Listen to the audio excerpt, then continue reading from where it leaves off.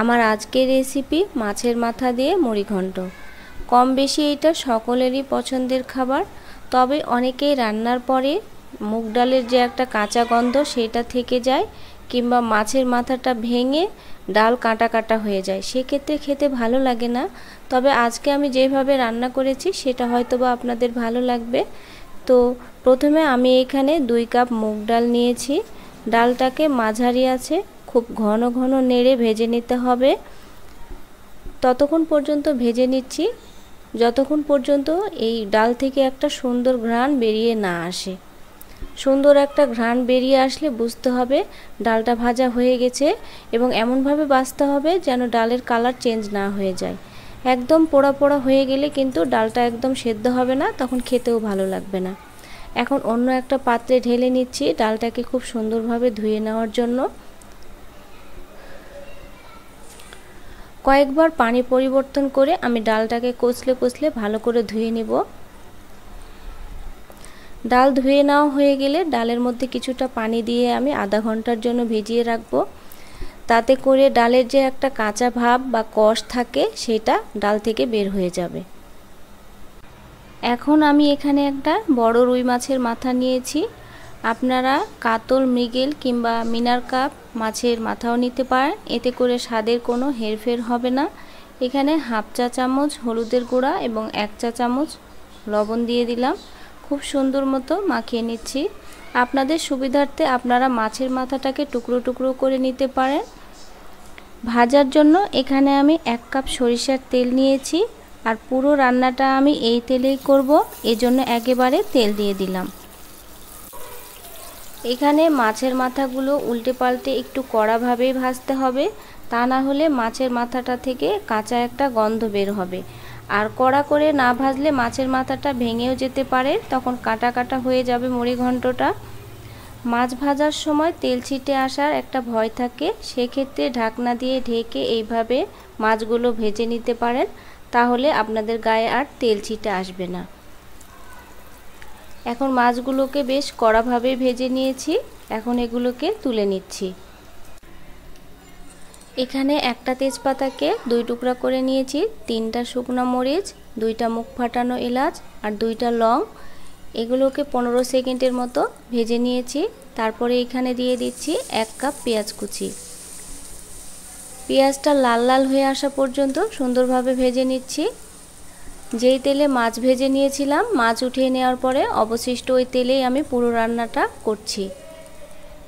এখন একটা বড় সাইজের টমেটো এখানে দিয়ে দিব। টমেটো দিয়ে দেওয়া হয়ে গেলে এখানে আমি 2 মিনিটের মতো টমেটোটাকে ভেজে নিচ্ছি।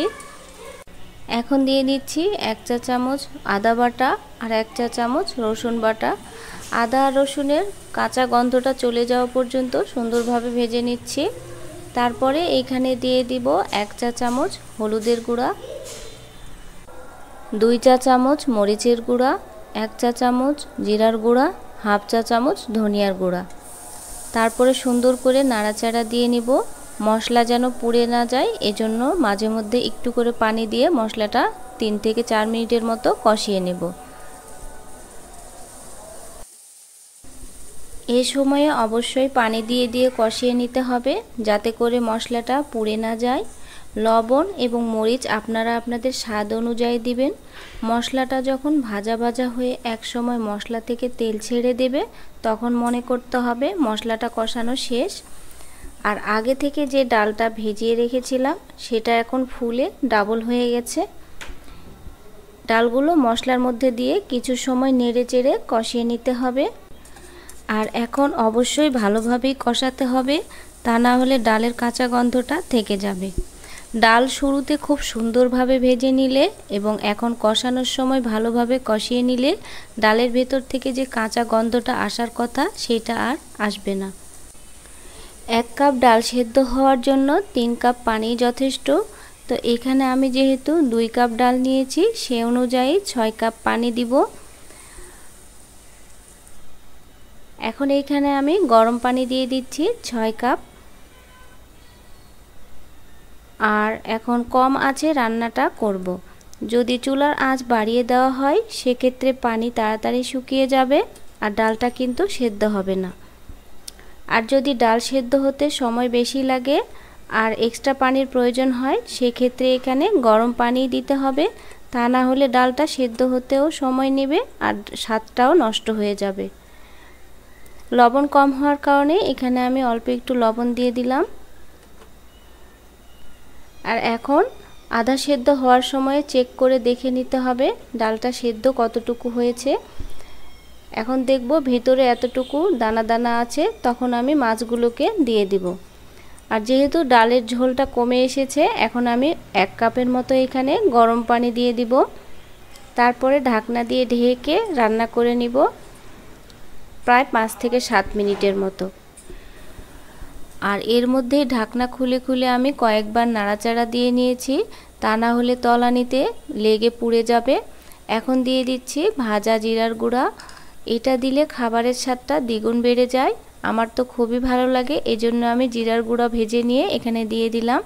এখন ঢাকনা দিয়ে ঢেকে 2 মিনিটের মতো রান্না করে নিয়েছি। পুরো রান্নাটাও তৈরি হয়ে গেছে। আশা করি আজকের রেসিপিটা আপনাদের অনেক ভালো লাগবে। আর রেসিপি ভালো লাগলে অবশ্যই আমার চ্যানেলটি সাবস্ক্রাইব করে রাখবেন। আর পেজ থেকে দেখলে লাইক ফলো দিবেন, বেশি বেশি কমেন্ট করবেন, ভিডিওটি শেয়ার করবেন। আবার কথা হবে অন্য কোনো রেসিপি নিয়ে অন্য কোনো ভিডিওতে। আজকের মতো এখানেই শেষ করছি। আল্লাহ হাফেজ।